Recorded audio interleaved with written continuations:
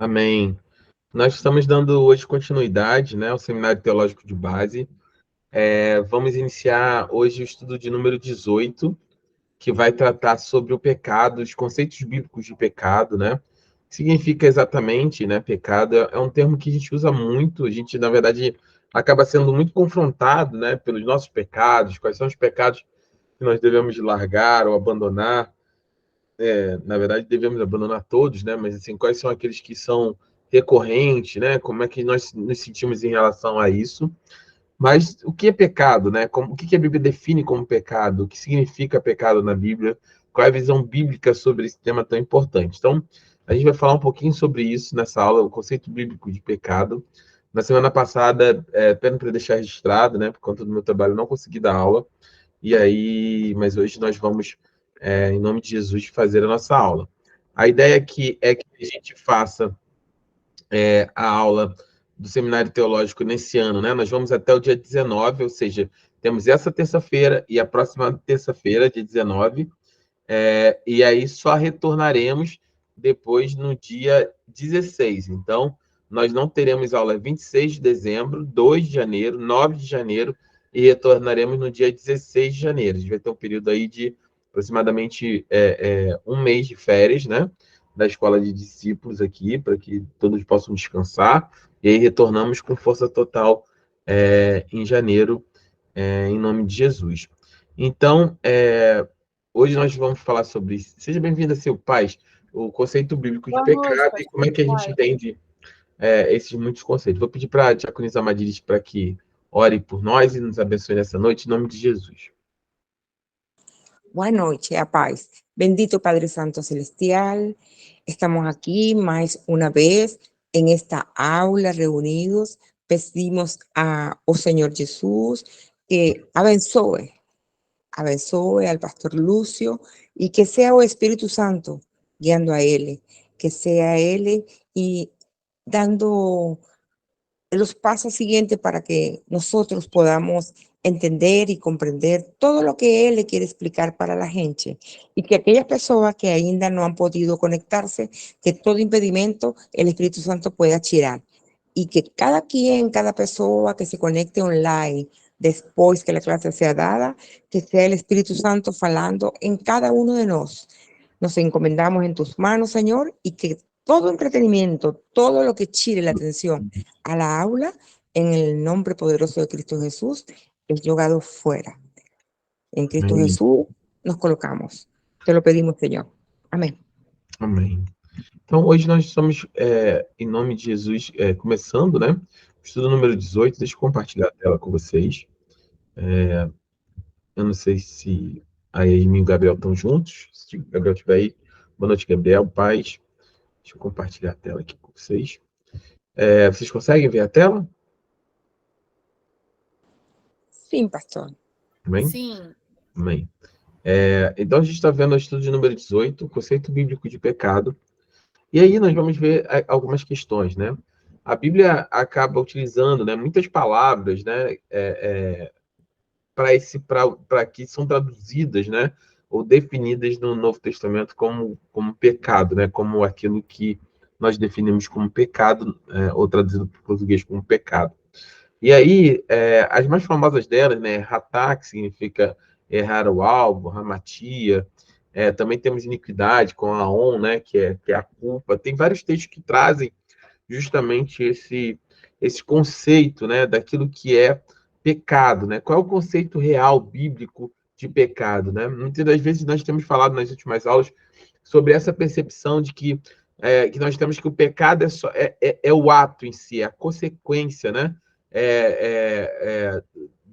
Daquilo de um desvio de conduta do nosso coração, né? Então, em outras palavras, a gente vê muito mais a consequência, né, do pecado, do que e aí confundimos ou acabamos atrelando a consequência do pecado como um pecado. O que eu estou dizendo? Se alguém rouba, né? Se alguém calunia, se alguém difama, se alguém mente, se alguém adultera, se alguém transgride de alguma forma, o pecado é a transgressão em si, no sentido, o pecado é a calúnia, o pecado é a mentira, o pecado é a violência, o pecado em si é o adultério, ou esses são apenas a consequência do pecado, né? É a manifestação daquilo que Paulo trata em Gálatas capítulo 5 como sendo a obra da carne, né? A manifestação das obras da carne. Então, quando nós falamos de pecado, e a gente vai aprofundar nos estudos 18, 19, 20 em diante, é mais entender que o pecado ele é muito mais do que uma atitude, que é muito mais do que uma atitude que somente que externa, quando nós vemos. O pecado ele é muito mais do que simplesmente um ato, uma consequência, mas ele começa muito antes, né? E ele tem um significado muito forte a partir desse princípio. E é isso que ele vai trazer aqui, tanto no Antigo, na apostila, como no Novo Testamento, né?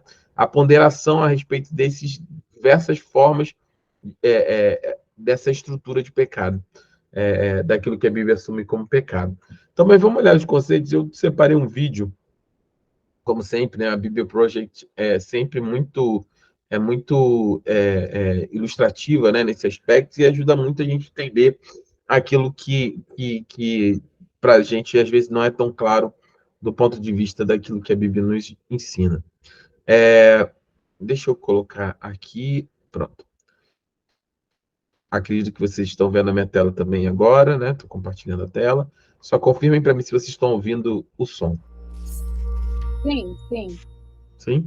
Amém. As pessoas pensam que a Bíblia fala muito sobre como seres humanos são falhos. E é verdade.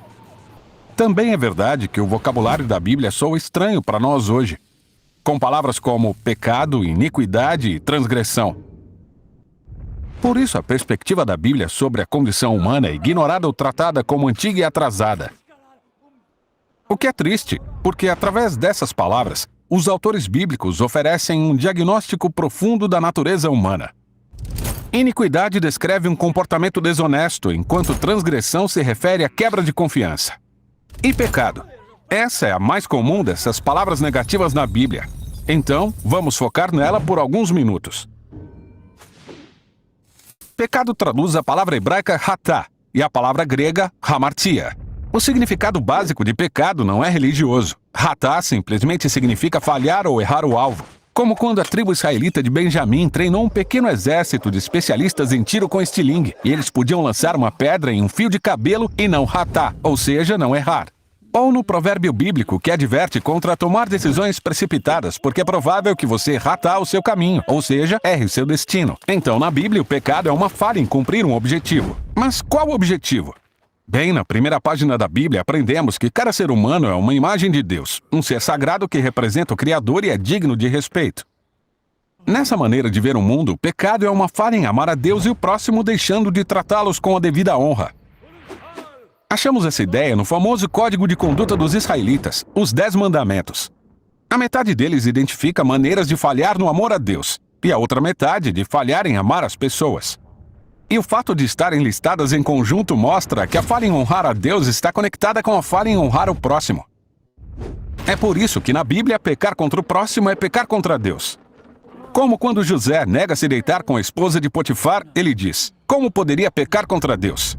Na cabeça de José, falhar em honrar um ser humano feito à imagem de Deus é falhar em amar a Deus. Por isso, pecar é falhar em ser humano de verdade. Tem mais. Tem uma coisa interessante sobre o pecado na Bíblia. Na maior parte do tempo, quando estão falhando, as pessoas não sabem, ou pior, acham que estão certas. Como quando o faraó quer fortalecer a economia do Egito e proteger sua segurança nacional. Na cabeça dele, isso justificaria escravizar os israelitas. Ele pensa que isso é bom e não percebe que é um fracasso total. Ou quando o rei Saul está perseguindo Davi pelo deserto para matá-lo. Ele pensa em levar um criminoso à justiça, até perceber que ele é o corrupto. Então diz: eu pequei. Eu sou o fracasso. Então, o pecado é mais do que fazer coisas ruins. Ele descreve como nos enganamos e iludimos para redefinir nossas decisões más como se fossem boas. Mas por que os seres humanos não conseguem separar a falha moral do sucesso? A primeira vez que a palavra pecado aparece na Bíblia ajuda a esclarecer. Temos 2 irmãos, Caim e Abel. Seus pais tinham acabado de cair na tentação bestial de redefinir o bem e o mal segundo sua própria sabedoria. E agora Caim enfrenta uma escolha parecida. Ele está com ciúmes e bravo por Deus favorecer o irmão. E Deus o avisa: se você não escolher o que é bom, saiba que Hatá está rastejando à sua porta. Ele quer você. mas você pode dominá-lo. Então, nessas histórias, o pecado ou falha moral é descrito como esse animal selvagem e faminto que quer devorar os seres humanos. E sabemos como a história acaba. A Bíblia diz que o comportamento humano é falho e nossa tendência de enganar a nós mesmos é profunda. Está enraizada em nossos desejos e impulsos egoístas que nos levam a agir em benefício próprio, sem pensar nos outros. O que leva a uma reação em cadeia de relacionamentos falhos. E é por isso que no Novo Testamento o apóstolo Paulo descreve hamartia como um poder ou uma força que governa os seres humanos. Segundo ele, somos escravos do pecado. Ele diz: o pecado vive em nós, então as coisas que eu não quero fazer são essas que eu faço. Assim, com a palavra pecado, os autores bíblicos oferecem uma descrição da condição humana. É o fracasso em sermos pessoas que amam totalmente a Deus e os outros. É a nossa incapacidade de julgar se estamos indo bem ou mal. E é aquele impulso egoísta que dirige nosso comportamento. Não é uma imagem bonita de nós mesmos, mas se formos sinceros, é realista. É por isso que na Bíblia, a história de Jesus é uma notícia tão boa. Ele é descrito como um criador que se tornou um verdadeiro humano, que não falhou em amar a Deus e os outros. Ele não pecou. E ele assumiu a responsabilidade pela história de fracassos da humanidade. Ele viveu pelos outros, morreu por seus pecados e ressuscitou dos mortos para oferecer o dom da sua vida, que cobre as falhas deles. Ou, como disseram os apóstolos, ele não cometeu pecado e, mesmo assim, carregou nossos pecados em seu corpo na cruz, para que morrêssemos para os nossos pecados e vivêssemos para fazer o que é certo. E essa é a história por trás da palavra bíblica para pecado.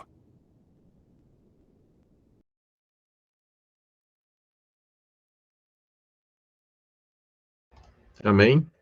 Então, nesse texto, eu acho que fica muito claro, né, o que eu estava tentando dizer um pouco antes. Nós iniciamos que o pecado, ele não é... A gente tende a definir, né, a delinear o pecado como sendo apenas uma ação, né? Quando o pecado ele é muito mais do que a consequência que normalmente nós definimos como pecado, né? Então, quando eu cometo algo, como eu disse antes, como roubar, adulterar, matar, caluniar, defamar, qualquer tipo de transgressão que a Bíblia define como pecado, como uma falha, por trás, e antes de mais nada, tá a origem do pecado é essa, né? Como diz ali que ratal, hamatia é errar o alvo, é quando você falha moralmente em fazer aquilo que Deus definiu que era o correto que você fizesse. Não é a consequência dessa sua decisão em tomar o caminho errado, ou da minha decisão de tomar o caminho errado, de nós errarmos o alvo, de nós errarmos o caminho estabelecido por Deus, como sendo um bom caminho para nós, no sentido de ser aquilo que Ele espera que nós façamos, né? Isso é o que a Bíblia define claramente como pecado. Como a gente olhou nas outras aulas, nós vimos a história original da queda de Adão e Eva, de tudo aquilo que aconteceu. O pecado, o pecado em si foi concebido muito antes de simplesmente ser tomado fruto, né? Eva ter comido da árvore do conhecimento do bem e do mal, ou Adão também ter comido da árvore do conhecimento do bem e do mal. O pecado ele foi concebido quando no seu coração ela já desejou, ela já intentou, quando ela falhou moralmente, ele falhou moralmente em cumprir aquilo que Deus tinha estabelecido. Quando nós entendemos que o pecado ele passa muito mais por uma decisão no nosso coração de fazer aquilo que Deus espera, e que às vezes nós ficamos lutando muitas das vezes contra a consequência em si, né? O resultado em si, né? A pessoa fica muito tempo lutando contra uma certa consequência daquilo que é o seu pecado. E qual é o pecado? É a falta de confiança em Deus e sua palavra. É ratar, é hamatia, é errar o alvo. É não tomar uma decisão firme no seu coração a respeito daquilo que Deus estabelece como sendo o caminho que Ele deseja que nós sigamos e claramente Ele comunicar a sua palavra. Quando nós erramos nesse processo, né, muito mais do que uma simples atitude desviada, né, daquilo que é o propósito de Deus para nós, é mais que isso, é uma falha de caráter, no sentido de uma falha moral nossa em seguirmos aquilo que Deus estabeleceu. Nós temos vários exemplos ao longo da Bíblia, e ele dá um exemplo de Gênesis, capítulo 4, se eu não me engano, versículo 6 ou 7, que fala sobre que como Caim, né, ele, diante de uma situação onde o seu irmão tinha ofertado e ele tinha sido aceito, Deus tinha se agradado da oferta de Abel, e, e ele só precisava melhorar, né, só fazer as coisas de forma correta, do ponto de vista da oferta. E não era uma competição de quem era ou não aceito por Deus, não era uma competição de quem era aceito pelo Senhor ou não, qual era a oferta aceita pelo Senhor ou não. Isso é uma mensagem muito poderosa, né? No reino, nunca é sobre quem é melhor, nunca é sobre o que eu faço de melhor que Amadilhas, ou que Amadilhas faz melhor do que eu, ou do que nós dois fazemos de melhor que a Sil. Não é uma competição entre nós, de quem oferta melhor a Deus, de quem faz mais para Deus. Deus está muito mais atento ao desejo, né? Ao seu coração, do que necessariamente à sua oferta. E com Abel e Caim foi a mesma coisa. Quando Abel oferta, Caim tem essa oferta, não agrada a Deus inicialmente aos olhos do Senhor, e Deus fala claramente para ele: por acaso, se você fazer de forma correta, você também não vai ser aceito? Ou seja, não era binário, não era ou um ou outro, não era ou Caim ou Abel. Para Deus não tem essa diferença. Para Deus, o desejo dele era que fosse aceito Caim e Abel, a oferta de Caim e Abel.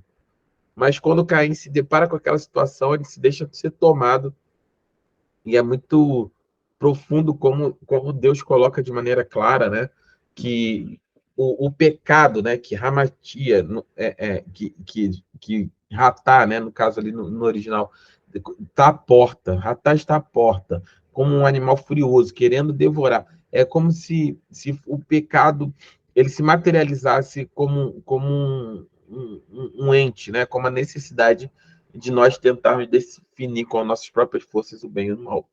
E é isso que a Bíblia vai tratar ao longo de todo o processo como sendo como pecado. Deixa eu abrir aqui a apostila. Oi, Lorena Paz, seja bem-vinda. Deixa eu abrir aqui. Então, a Bíblia define, né, de maneira clara, né, quais são os conceitos, né, definidos para pecado. Alguém pode ler para me ajudar, por favor? No Antigo Testamento, letra A.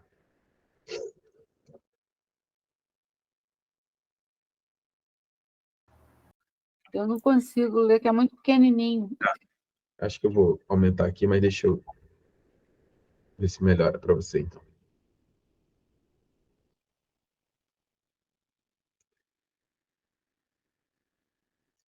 Acho que eu vou mais pra... Acho que eu acabei. Só um minuto. Em vez de aumentar a página, eu acabei aumentando.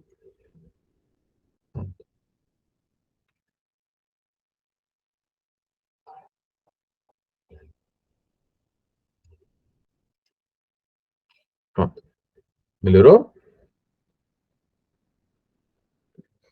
Senão eu vou ler para a gente não perder o ritmo. Atar, né, pastor? Isso. Uhum. Significa errar o alvo. Seu equivalente grego é ramatarno, não é isso? Amartando. A ideia é que o homem, ao errar o alvo, atinge outro lugar, o lugar errado. Essa palavra designa pecados morais, idolatrias e pecados cerimoniais. Uhum. Pode continuar lendo, não precisa das referências. Vamos ler toda a lista, depois a gente volta para falar um pouco sobre isso. Ok. Muitas vezes indica calamidade e frequentemente é traduzida como mal ou perverso. Pode indicar algo moralmente errado. O texto de Isaías 45, 7 é controverso quanto ao sentido entre calamidade e mal, cuja interpretação mais aceita é calamidade ou mal punitivo. Continua? Uhum. Pode ser também pecha, significa rebelar, transgredir, revoltar. Amon, iniquidade ou culpa. Chagã, é chagã ou chagar? Chagar. Errar ou extraviar-se como uma ovelha ou um bêbado. Acham, Ashkan significa culpado, tem a ideia da culpa perante Deus e aparece muito em muitos rituais no tabernáculo e no templo. Rascar, perverso ou impiedade, o contrário de justiça. Então, como é que se pronuncia, pastor? Tá. Tá, ou extraviar-se, indica pecado deliberado ou incidental. Com o estudo dessas palavras hebraicas, podemos chegar a estas conclusões sobre o pecado. O pecado pode assumir muitas formas e cada homem podia estar ciente da forma particular do seu pecado. O pecado é aquele que, contrário a uma norma e, por fim, acaba sendo desobediência a Deus. A desobediência envolve tanto a omissão como o erro deliberado. O pecado também não é para errar o alvo, mas acertar o lugar errado. Amém, amém. Então, a Bíblia fala de forma muito clara, né, que a questão do pecado não é a forma que ele assume, né?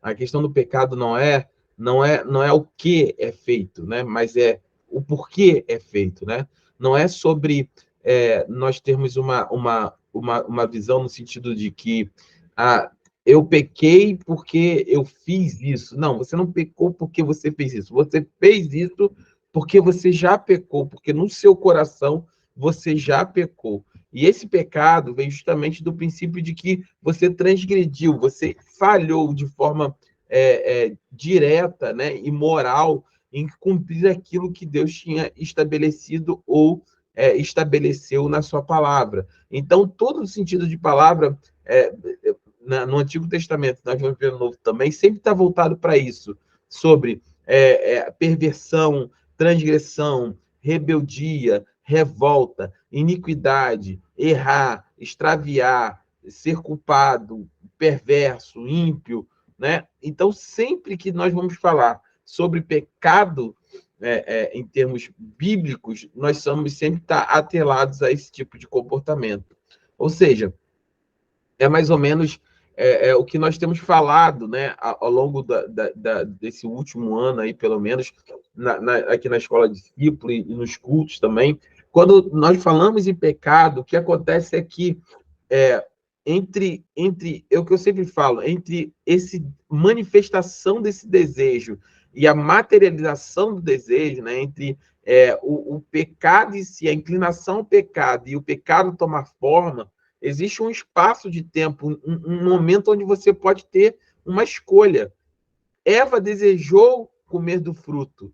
Eva comeu do fruto. Entre Eva desejar e Eva comer, existia uma escolha moral a ser feita, a de obedecer ou de não obedecer. Caim, né, intentou no seu coração, invejou o seu irmão Abel, intentou assassinar Abel. Entre Caim tentar desejar isso e Caim executar isso, havia um espaço, um tempo de escolha onde ele poderia simplesmente rejeitar esse impulso para que isso fosse feito. Só que isso é o mecanismo, né? Esse é o mecanismo de maneira muito grosseira de como isso funciona. Mas é óbvio que o que tem aqui entre o desejo e a consequência, né, e o pecado em si, a materialização, a tomada de forma desse pecado, é óbvio que esse sistema de freio, né, desse impulso, ele não é tão simples quanto parece. Se assim fosse, né, poderia estar ao alcance da raça humana, né, ter esse impulso, ter essa inclinação a não fazer o mal. Só que o homem, desde a sua criação, isso linka lá com o que a gente viu da origem, né, da origem do homem. Lembra que nós falamos sobre Adão ter uma santidade. Adão era santo, Adão não tinha pecado, mas essa santidade, ela era uma santidade não testada, né? Ele era santo porque ele nunca tinha sido exposto à possibilidade de pecar. E essa exposição à possibilidade de pecar fez com que ele pudesse estar exposto a usar o seu livre-arbítrio e tomar uma decisão. E nessa decisão, Adão erra o alvo, ele erra a opção, ele escolhe fazer aquilo que era contrário à vontade de Deus.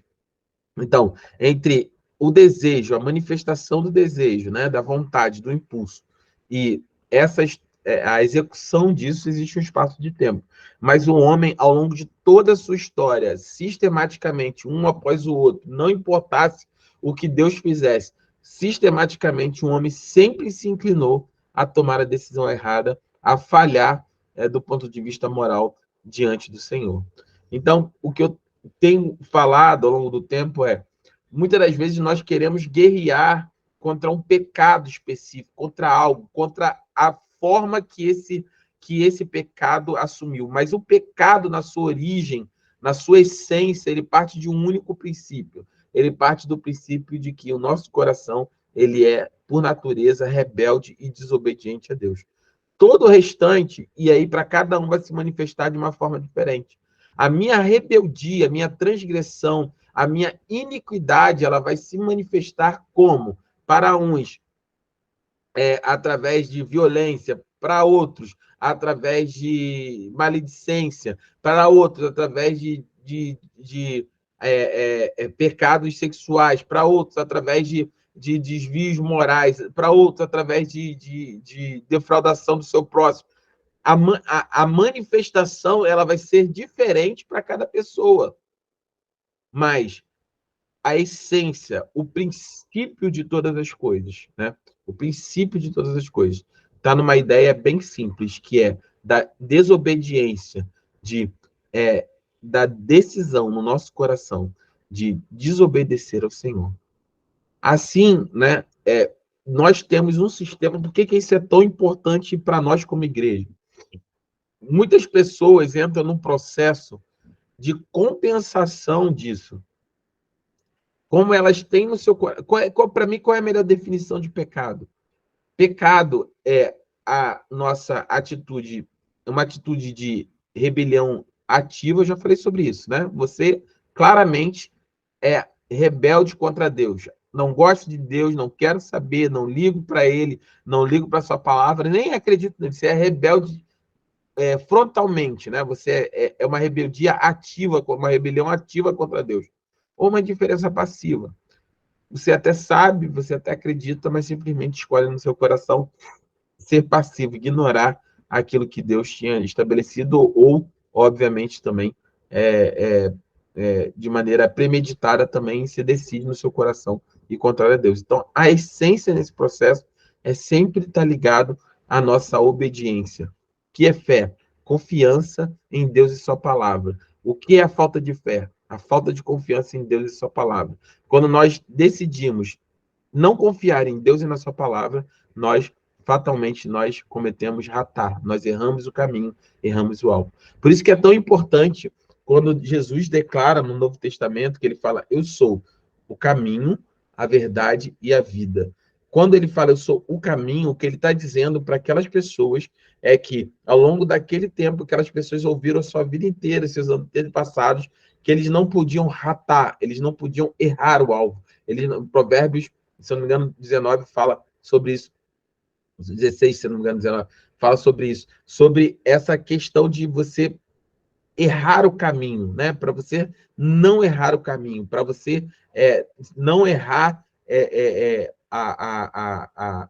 Provérbios 19, 2, para você não errar esse caminho. E eles ouviram, cresceram ao longo de toda a sua história, de pai para filho. Não, você não pode ratar, você não pode errar o caminho, você não pode errar o caminho, você não pode errar o caminho. Existe um caminho que é para Deus, existe um caminho errado, existe o caminho do pecado, que é ratar, existe o caminho correto. E os judeus, ao longo de toda a sua história, ouviram isso. Quando Jesus se revela, ele fala, então, sabe, o que vocês ouviram lá o tempo todo sobre ratar, sobre errar um caminho, sobre fazer a escolha errada da direção da sua vida. Então, o caminho certo, o caminho que não é erro, o caminho que não é ratar, sou eu sou o caminho, eu sou a verdade e eu sou a própria vida. Quando Jesus declara isso, ele está dizendo, olha, através de mim, você não erra o caminho, você não erra o alvo, porque eu sou o caminho. E essa concepção, e as pessoas às vezes ficam, voltando na questão do sistema de compensação, né? Elas tentam combater a manifestação do pecado com serviço para Deus, né? Então, eu sou incapaz de mudar de alguma forma, a minha natureza, a minha condição, então eu vou servir mais a Deus. E aí faz esse movimento e continua pecando e serve mais a Deus, continua pecando e aí serve mais a Deus, porque na cabeça da grande maioria dos cristãos está atrelado ainda esse sistema meio que de freio e contrapeso, né, de pecado, né? Quase que de um autoflagelo. Só que antigamente, enquanto as pessoas se batiam com chicote para se autoflagelar pelo pecado, hoje meio que a mecanismo é tipo, quanto mais eu tô com o pecado latente na minha vida. O que eu preciso fazer? Eu preciso trabalhar mais, eu preciso estar mais na igreja, eu preciso exercer mais essas coisas, quando na verdade não é esse sistema de compensação, né? Quando nós precisamos, primeiro de tudo, quando nós estamos nesse processo, nós entendemos que a manifestação disso, ela começa bem antes. Ela começa com uma decisão no nosso coração de entender que, primeiro e antes de mais nada, o pecado é uma atitude de desobediência, né? Eu não sei se vocês viram, e vou provocar um pouco vocês, tem um filme do Leonardo DiCaprio, que o título em inglês é Inception. Deixa eu ver aqui se eu acho que qual é o título. A Origem. Achei. É A Origem. Você já viram esse filme chamado A Origem, do Leonardo DiCaprio? Com o Leonardo DiCaprio, né, no caso, né? Já viram? É um filme meio que de aventura, meio psicológico, que eles vão entrar no sonho das pessoas, eles meio que vão entrando no sonho do outro. Vocês lembram disso? Já viram esse filme? Eu acho que eu não vi esse, não. Não? Tá. Eu não. É um filme legal. Depois vocês olham. É um filme legal para ver. É um filme meio que de aventura, meio que intelectual, mas é bem legal. Em resumo, é o seguinte: a história do filme é que eles desenvolvem uma técnica onde as pessoas podem entrar no subconsciente das outras pessoas. Então, se você se conecta numa máquina, junto comigo, você pode acessar o meu subconsciente, e aí cada vez você pode descer num nível mais profundo desse subconsciente. E ali as pessoas vão.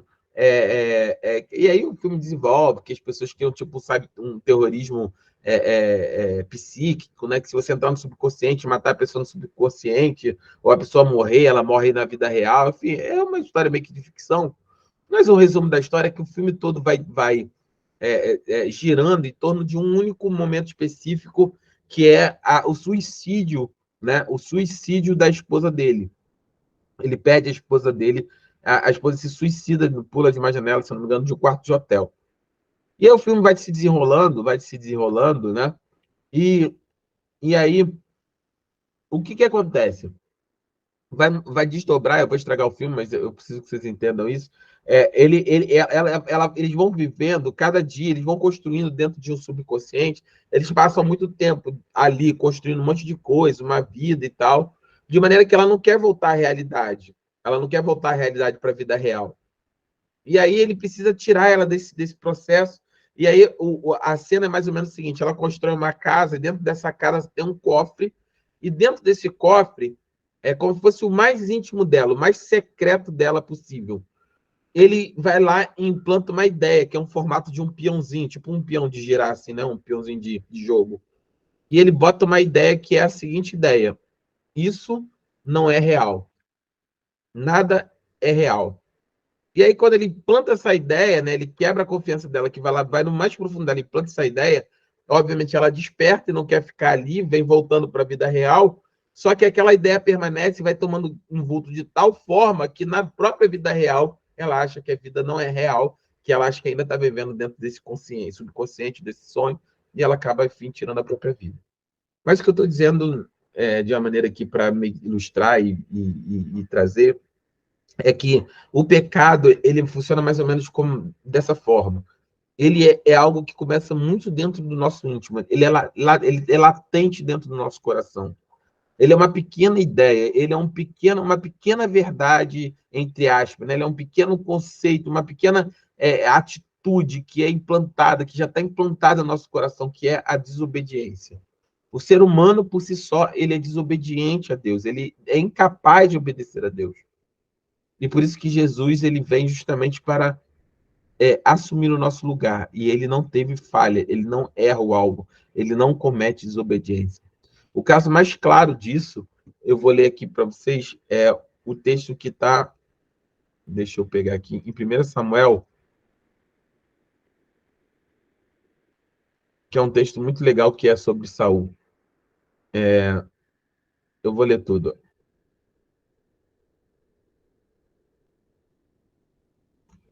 Ó, 1 Samuel, capítulo 15, versículo 1. Diz o seguinte: Samuel disse a Saul: Eu sou aquele a quem o Senhor enviou para ungí-lo, como rei de Israel, o povo dele. Por isso escute agora a mensagem do Senhor. Assim diz o Senhor dos Exércitos: castigarei os amalequitas pelo que fizeram a Israel, atacando quando saíam do Egito. Agora vão, ataquem os amalequitas e consagrem ao Senhor para destruição tudo o que lhes pertence. Não os poupem, matem homens, mulheres, crianças, recém-nascidos, bois, ovelhas, camelos e jumentos. Então convocou Saul os homens de Joanim e Telaim, 200.000 soldados de infantaria e 10.000 homens de Judá. Saul foi à cidade de Amaleque e armou uma emboscada no vale. Então disse aos queneus: retirem-se e saiam do meio dos amalequitas, para que eu não os destrua junto com eles, pois vocês foram bondosos com os israelitas quando eles estavam vindo do Egito. Então os queneus saíram do meio dos amalequitas. E Saul atacou os amalequitas por todo o caminho, desde Avilá até sul, a leste do Egito. Capturou vivo Agag, rei dos amalequitas, e exterminou seu povo. Mas Saul e o exército pouparam Agag e o melhor das ovelhas e dos bois, bezerros, gordos e cordeiros. Pouparam tudo que era bom, mas tudo que era desprezível e inútil destruíram por completo. Então o Senhor falou a Samuel: arrependo-me de ter constituído Saul rei, pois ele me abandonou e não seguiu as minhas instruções. Samuel ficou irado e clamou ao Senhor toda aquela noite. De madrugada, Samuel foi ao encontro de Saul, mas lhe disseram: Saul foi ao Carmelo, para o Carmelo, onde ergueu um monumento com sua própria honra, e depois foi para Gilgal. Quando Samuel encontrou Saul, disse: o Senhor o abençoe. Segui as instruções do Senhor. Samuel, porém, perguntou: então, que balido de ovelhas é esse que ouço com os meus próprios ouvidos? Que mugido de bois é esse que estou ouvindo? Respondeu Saul: os soldados os trouxeram dos amalequitas, e eles pouparam o melhor das ovelhas e os bois para sacrificarem ao Senhor, seu Deus, mas destruímos totalmente o restante. Samuel disse a Saul: fique quieto, eu lhe direi o que o Senhor me falou esta noite. E respondeu Saul: diga-me. E Samuel disse: embora pequeno aos seus próprios olhos, você não se tornou o líder das tribos de Israel. O Senhor o ungiu como rei sobre Israel e enviou numa missão ordenando: vá e destrua completamente aquele povo ímpio, os amalequitas, guerreie contra eles até que os tenha eliminado. Porque você não obedeceu ao Senhor, porque se lançou sobre os despojos e fez o que o Senhor reprova. Não, porque se lançou sobre os despojos e fez o que o Senhor reprova. Disse Saul: mas eu obedeci ao Senhor, cumpri a missão que o Senhor me designou. Trouxe Agag, o rei dos amalequitas, mas exterminei os amalequitas. Os soldados tomaram as ovelhas e os bois do despojo, o melhor que estava consagrado a Deus para destruição, a fim de que os sacrifique ao Senhor, seu Deus, em Gilgal. Samuel, porém, respondeu: acaso tem o Senhor tanto prazer em holocaustos e sacrifícios, quanto em que se obedeça a sua palavra? A obediência é melhor do que o sacrifício, e a submissão é melhor do que a gordura de carneiros. Pois a rebeldia é como ratá, pecado de feitiçaria, e a arrogância como um mal de idolatria. Assim como você rejeitou a palavra do Senhor, ele o rejeitou como rei. Disse Saul: ratá, pequei, violei a ordem do Senhor e as instruções que você me deu. Tive medo dos soldados e lhes atendi. Agora eu lhe imploro: perdoe meu pecado, meu ratá, e volte comigo para que eu adore ao Senhor. Esse caso ele é muito claro sobre o que aconteceu aqui e ele é muito explícito sobre o que a Bíblia fala sobre o pecado. Quando Samuel confronta Saul a respeito da ordem que o Senhor tinha dado, o Senhor tinha dado uma ordem clara a Saul. Qual é a primeira reação de Saul? Assim como foi a primeira reação de Adão. Adão disse: Senhor, a mulher que tu me deste, ela tomou do fruto e me deu de comer. O mesmo comportamento a gente vê em Samuel. Foram os soldados, foi o povo, foram eles que quiseram. Mas no final do dia é só uma justificativa para a desobediência de Saul. E Samuel, ele usa de uma palavra muito forte sobre isso. Ele diz, olha, acaso, versículo 22, acaso tem o Senhor tanto prazer em holocaustos, ou seja, sacrifícios de bois, de camelos, de ovelhas, perdão, em sacrifícios, quanto que se obedeça a sua palavra?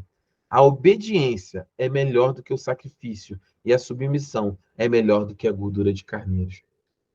Não adianta, não adianta.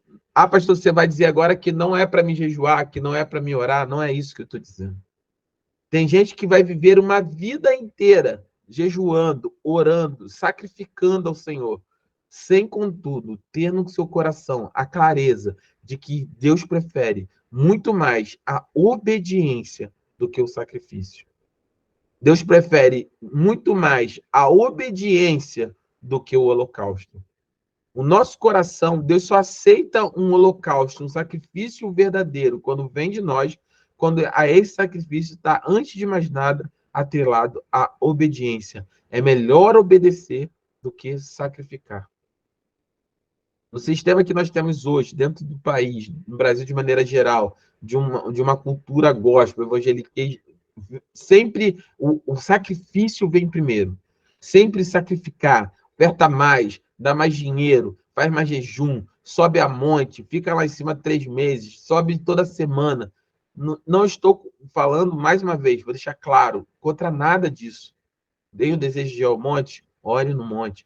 Tenho o desejo de jejuar, jejue ao Senhor. São disciplinas espirituais, ore ao Senhor, faça isso. O que eu estou dizendo é, essas coisas não substituem o mais importante.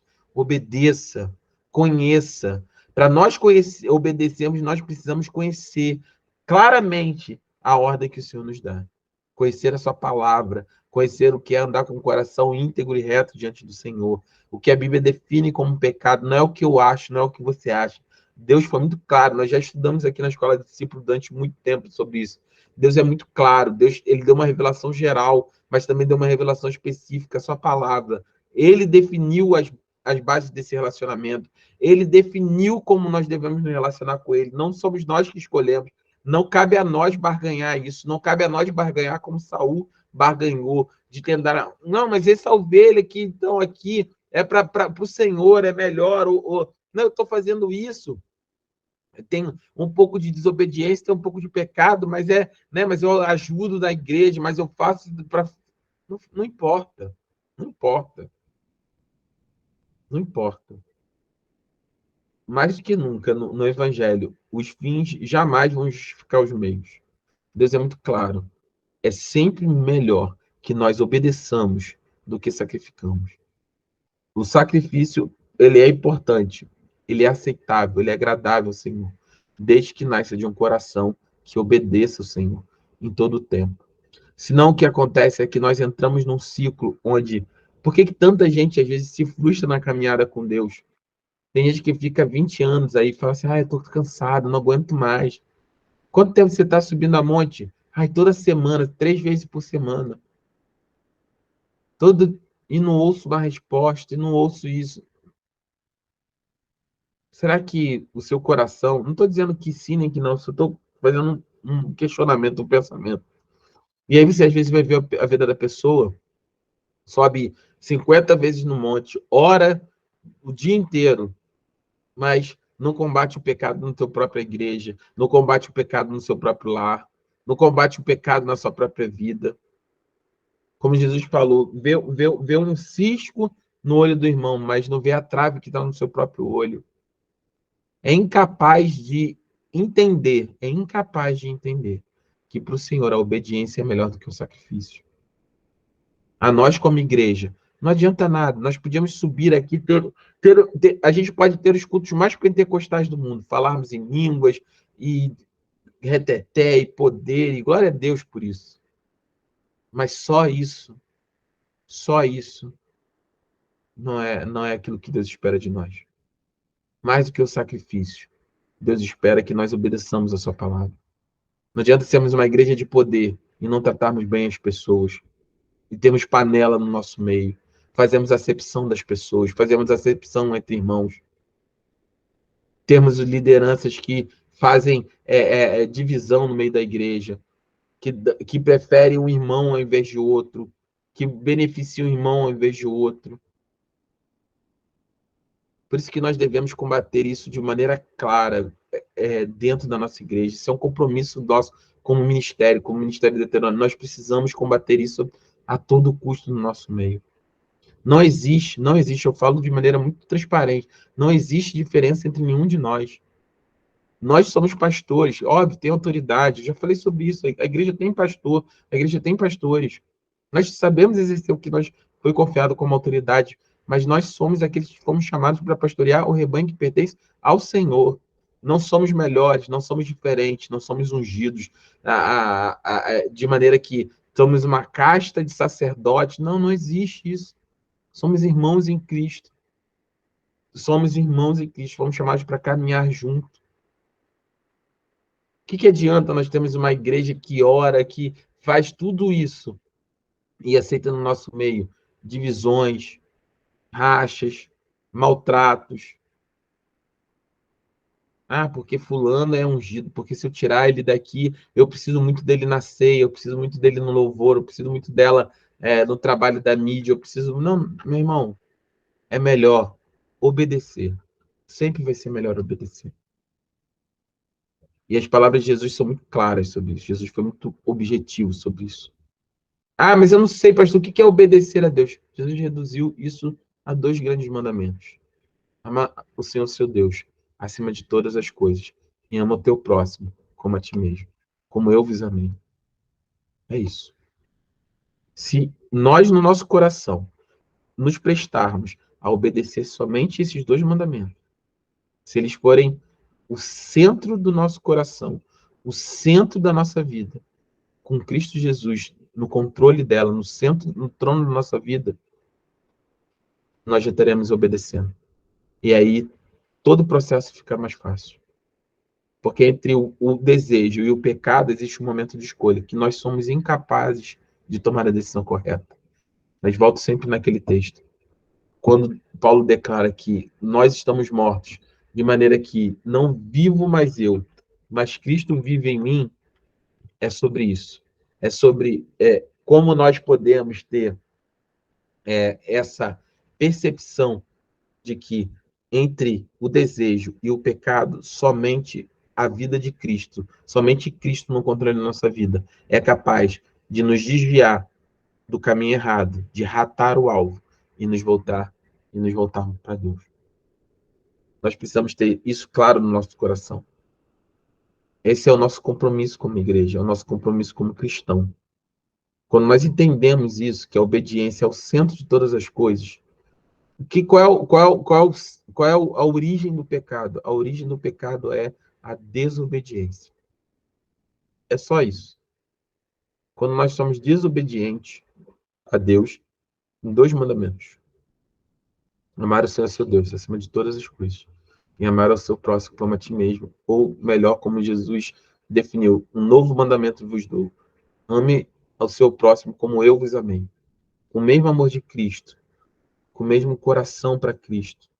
Né? O apóstolo Paulo vai falar na carta que nós estamos estudando de Corinto, ele vai falar mais à frente, ele vai falar, olha, não é possível que no meio de vocês sejam incapazes, né? Haver uma briga, a gente vai olhar isso na carta a Coríntios, a igreja de Corinto, que havia discussões, briga entre os próprios irmãos, né? Que levavam para os tribunais, era uma vergonha para a igreja.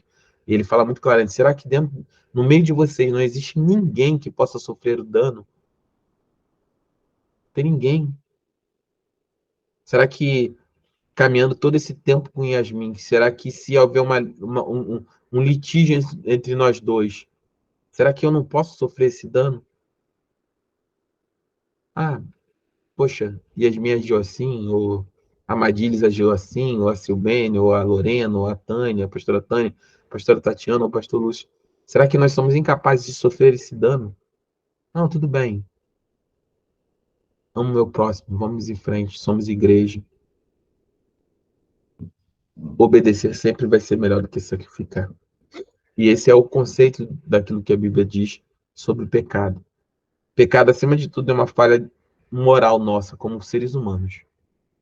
Eu gosto muito desse vídeo, quando ele abre dizendo dessa maneira, ele fala, olha, o que nós estamos vendo e precisamos entender que cada ser humano, cada pessoa, ela é única, porque ela foi feita de uma forma muito especial. Ela é a imagem e semelhança do Deus vivo. Quando nós entendemos isso, e que pecar ele está relacionado justamente à nossa falha com Deus e com o nosso próximo, todo o resto começa a fazer muito sentido. E a gente começa a ter minimamente condições de ver uma vida cristã mais correta, mais coerente, onde nós podemos falhar, com certeza, faz parte da nossa natureza, mas nós nos tornamos muito mais donos, né, muito mais senhores de nós mesmos nesse sentido, a partir do momento que esse senhorio é exercido em Cristo Jesus. Queria compartilhar aqui mais um vídeo que fala um pouco sobre a iniquidade, que é uma outra estrutura também que a gente precisa entender em relação a essa questão sobre o pecado.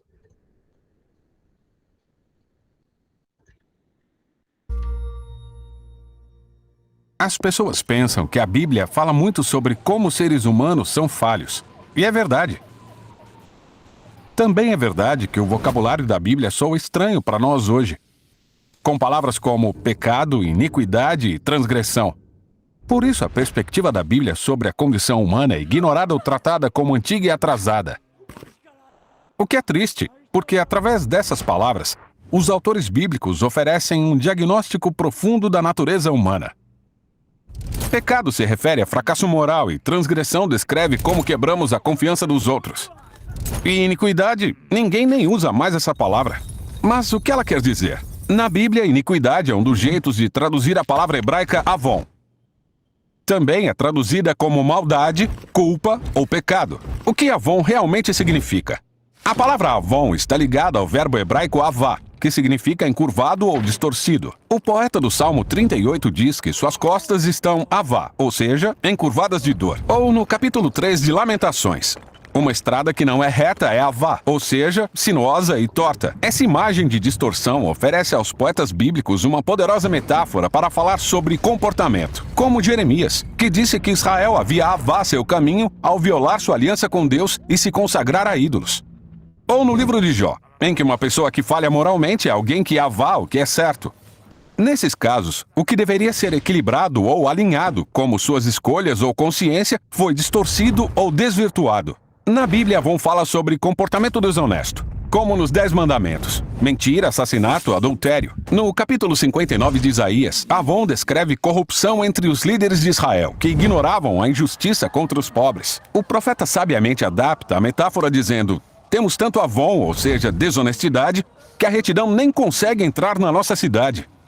Tudo estava tão distorcido moralmente em Jerusalém que torto era o novo reto. Outra coisa fascinante sobre a palavra avon é que não se refere apenas a comportamento desvirtuado, mas às consequências tortas. Pessoas feridas, relacionamentos rompidos e ciclos de retaliação. Você acha essa ideia na expressão bíblica punir, que no hebraico bíblico é visitar alguém com seu próprio avon. Ou seja, deixar sofrer consequências de escolhas tortas. É isso que o profeta Jeremias diz sobre os babilônios quando destruíam outras nações. Um dia essas nações iriam destruí-los, e a punição divina sobre a Babilônia seria ter que viver num mundo desfigurado, criado por ela mesma. Segundo os autores bíblicos, esse é o jeito que Deus responde ao avon humano: deixar que pessoas experimentem consequências distorcidas de suas escolhas. Esse é o significado da frase bíblica suportar sua iniquidade, ou em hebraico, carregar seu avon. Deus dá às pessoas a dignidade de carregar as consequências de suas más decisões. Mas esse não é o único jeito que Deus responde a avon na Bíblia. Ele também se oferece para carregar o avon de pessoas corruptas como pura generosidade.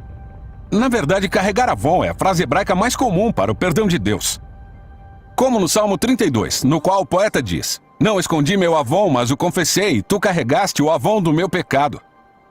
Isso é chocante se parar para pensar. Deus perdoa pessoas assumindo responsabilidade pelo avon delas. Essa ideia chega ao topo no livro de Isaías, em que Deus escolhe uma figura chamada o servo. Ele incorpora o amor misericordioso de Deus, carrega o avon de muitos e permite que o esmague. Esse servo absorve a perversidade da humanidade, deixando que ela o oprima e destrua.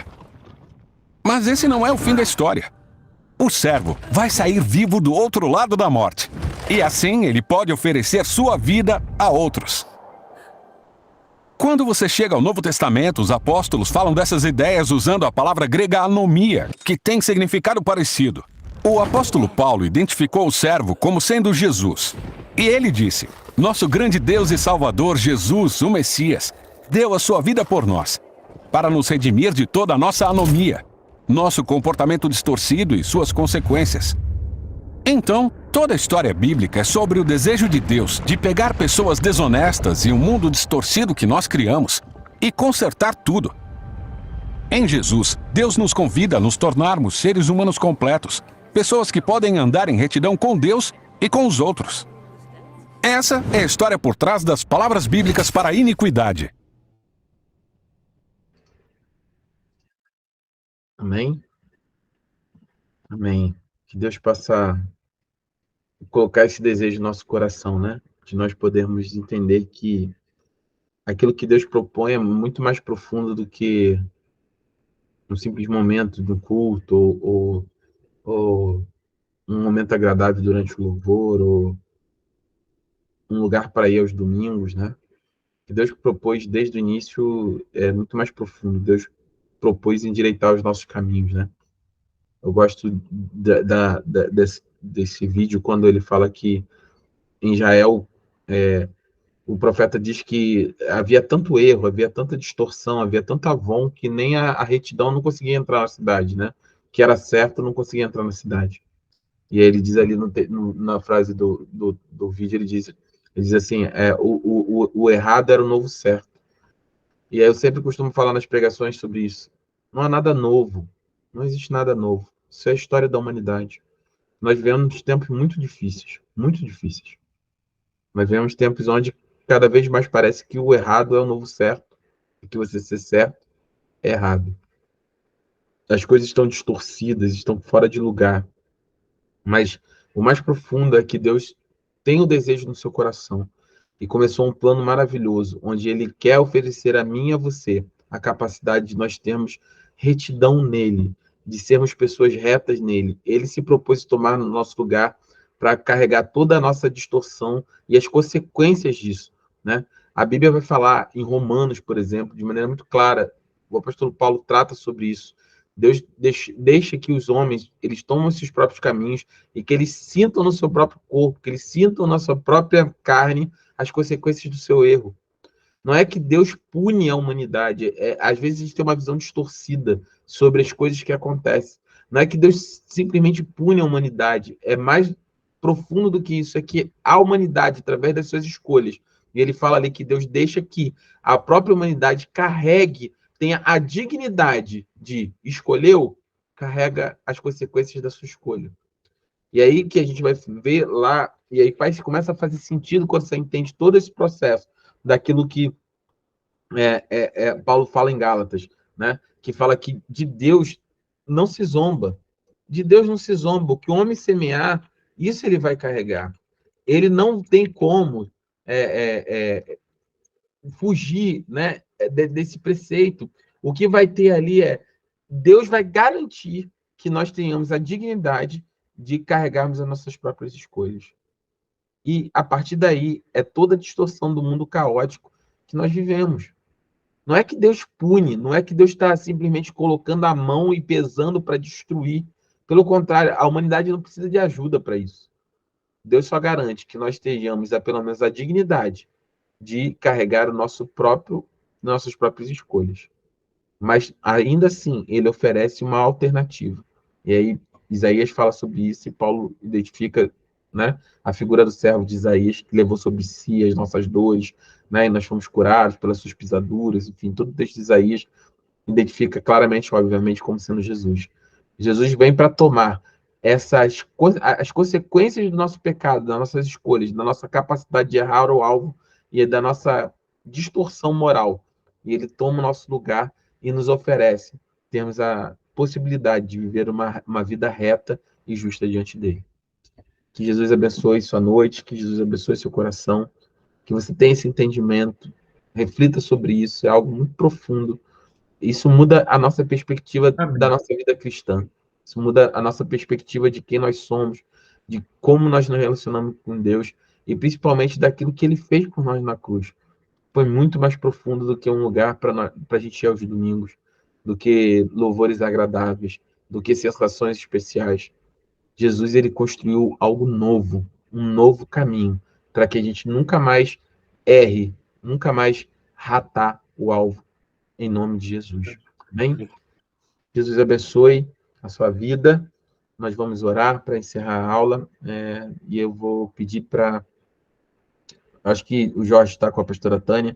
Jorge, se você puder orar para nós encerrarmos a aula, em nome de Jesus. Amém, amém. Senhor Deus, Pai nosso, Senhor Jesus, Filho de Deus, que possamos receber de Ti, Senhor, como temos recebido, mesmo quando não notamos, as bênçãos, as belezas e as coisas boas que muitas das vezes não percebemos. E erramos quando cobramos sem sabermos que merecemos, mas que não somos disciplinados. Amém. Que as nossas casas possam estar protegidas pelos anjos do Senhor. O Amém. nosso andar seja fortalecido, pelo nosso ir e vir sempre concreto, em que possamos saber que sairemos de casa para trabalhar, ou para a escola, ou para qualquer outra coisa, e voltaremos para a nossa casa como deve ser a vontade de Deus. Devemos criticar, mentir e errar menos, ou nada. E devemos cumprir e ser disciplinados sempre. Em nome do seu Filho Jesus, nosso Salvador. Amém. Amém. Amém. Amém. Deus abençoe vocês. Uma boa noite. Boa Quinta-feira, noite. culto online. Convide alguém. Domingo, Amém. culto. E está chegando o nosso final de ano aí, o Réveillon. Se cadastre, faça sua inscrição. Convide alguém, vai ser uma bênção. Em nome de Jesus, tá bom? Paz do Senhor. Boa noite a Boa noite. todos. Fiquem com Deus. Paz do Senhor. Paz. Paz. A paz, a Paz. paz, paz.